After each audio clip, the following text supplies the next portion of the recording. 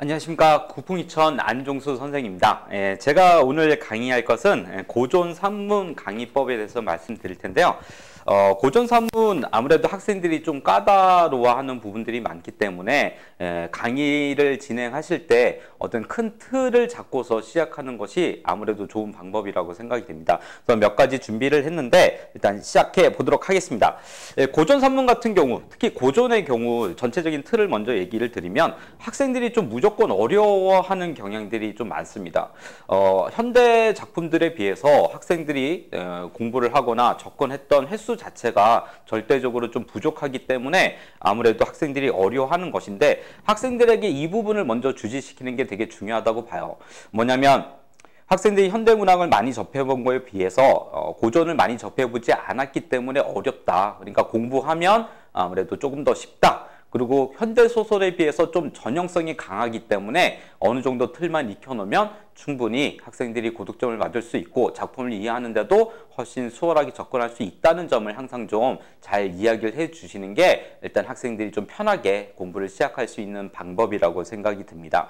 그래서 고전의 경우 학생들이 좀 많이 어려워하는데 공부할 때 좀 어떤 점에 유의해야, 어떤 점에 좀 집중해서 강의를 어떤 쪽에 좀 집중해야 강의 좀 공부를 수월하게 할 수 있는지 이 부분들을 좀 잘 설명하면서 강의를 진행하는 것이 아무래도 좀 수월할 것 같습니다.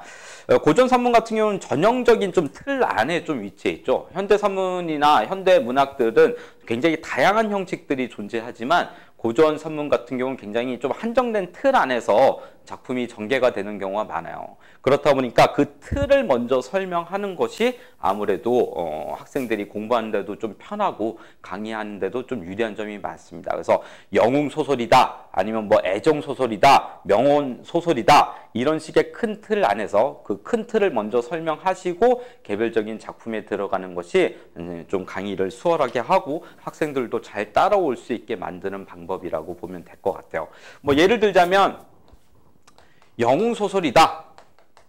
뭐 다들 아시겠지만 영웅소설 같은 경우는 처음에 뭐 신기한 탄생, 그죠?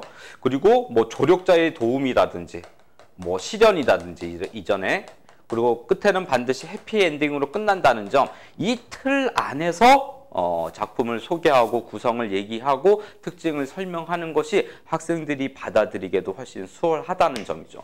이거에 뭐 고전 수필도 마찬가지고 극도 마찬가지입니다. 큰 틀을 먼저 설명하고 나서 개별적인 설명이 들어가는 것이 수월한 강의 방식이고 학생들도 받아들이기 편하다고 볼 수가 있습니다.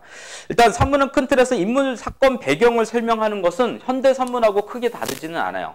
그죠? 그래서 인물 같은 경우는 현대 소설하고 좀 차이가 있다면 일단 호칭에 주의해야 된다는 겁니다.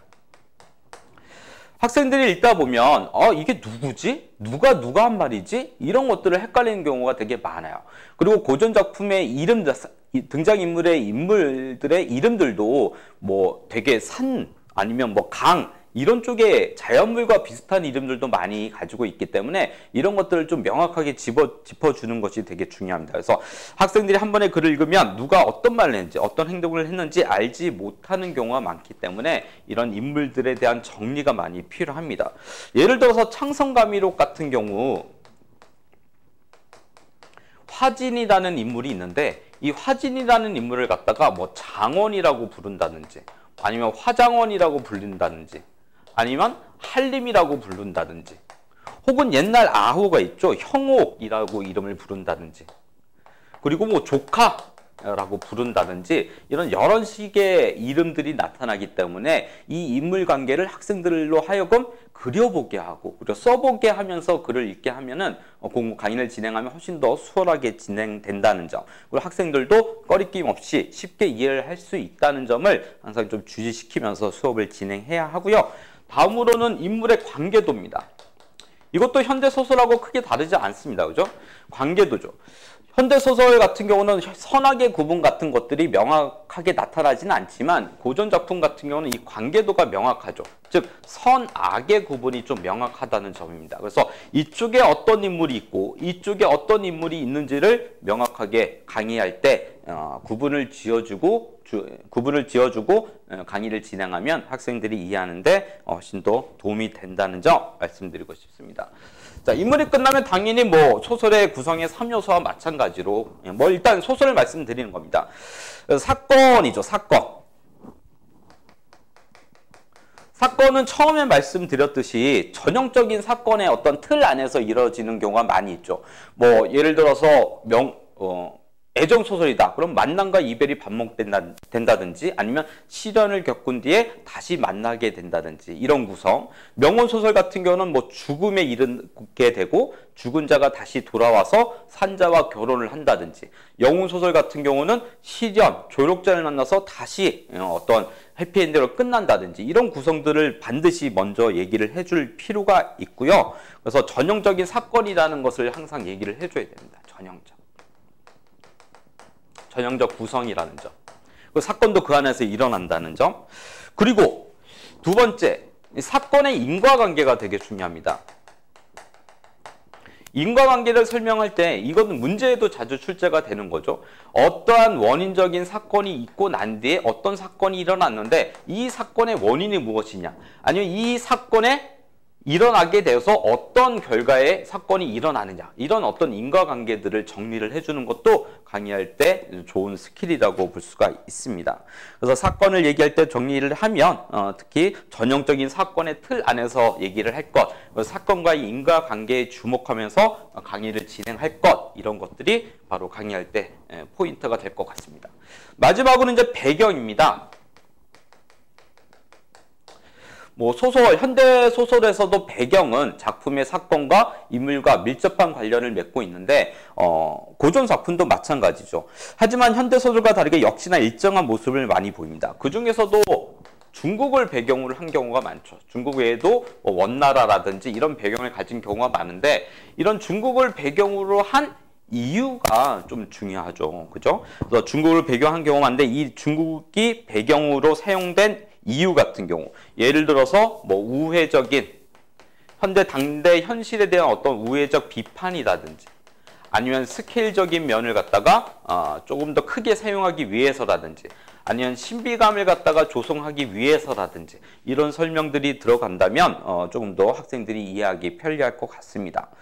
또 자주 출제되는 것 중에 하나가 바로 이제 시대상이죠. 시대상은 뭐 인물, 사건, 배경이 모두 다 관련성이 있지만 특히나 배경하고 연관성을 가지는 경우가 좀 많이 있기는 합니다. 그래서 당시 시대상과 연관지어서 작품을 이해할 수 있도록 당시 이 작품이 창작되던 당시의 시대상을 갖다가 잘 연관시켜서 이해할 수 있도록 얘기를 하는 것이 좋을 것 같습니다. 자, 산문 중에 소설을 먼저 말씀을 드렸는데, 극작품들도 좀 있죠. 극 같은 경우는 아무래도 인물의 유형이 상당히 중요한 역할들을 많이 합니다. 그래서 어떤 인물이 어떤 식으로 나와서 어떤 갈등 관계가 나타나느냐, 좀 특이한 점이라면 이 정도겠죠. 다른 것들은 앞쪽에서 말씀드린 인물, 사건, 배경을 위주로 설명을 하고, 극 같은 경우는 인물의 유형이나 갈등 관계에 주목하여서 설명을 하는 것이 좋은 강의 방법인 것 같고요. 수필도 마찬가지입니다. 현대 수필도 기본적인 어떤 구성의 틀은 같죠. 처음에 자신이 체험한 것을 토대로 자신이 깨달은 어떤 깨달음을 갖다가 얘기하는 구조가 주로 이제 현대 수필인데, 고전 수필도 다르지 않지만 고전 수필에서 많이 나타나는 구조를 갖다가 설명을 하는데, 특히나 전개 방식에 좀 초점을 맞춰야 합니다. 그렇죠? 수필 같은 경우는 내용적인 이해도 물론 중요하지만 수필의 어떤 전개 방식이 현대 소설하고 어떻게 다른지, 그리고 전개상의 특징이 무엇인지를 같이 얘기를 하면서 강의를 진행한다면 훨씬 더 학생들에게 수월한 강의가 될 것 같습니다. 자, 여기까지 전체적인 어떤 간략하게 전체적인 흐름을 말씀을 드렸는데, 고전 산문 같은 경우 아까 처음에도 말씀드렸듯이 전형적인 틀이 있다는 겁니다. 이 전형성을 갖다가 항상 무시하면 안 된다는 거죠. 학생들이 한 작품을 보고 다른 작품을 봤을 때 이 작품을 이해할 수 있게 만들려면 이 한 작품을 강의를 할 때 여기에서 나타나는 고전 작품들의, 고전 산문들의 전형성을 갖다가 반드시 얘기를 해줘야 된다는 거죠. 그래서 이 전형성을 토대로 다음 작품을 공부할 때 이 전형성에 대한 어떤 틀 안에서 작품을 이해하고 바라볼 수 있도록 만들어주는 것이 바로 국어 강사가 할 일이 아닌가 싶습니다. 네, 여기까지 간략하게 고전산문 강의법에 말씀드렸는데요. 좀 부족했지만 많은 도움이 되셨으면 좋겠습니다. 감사합니다.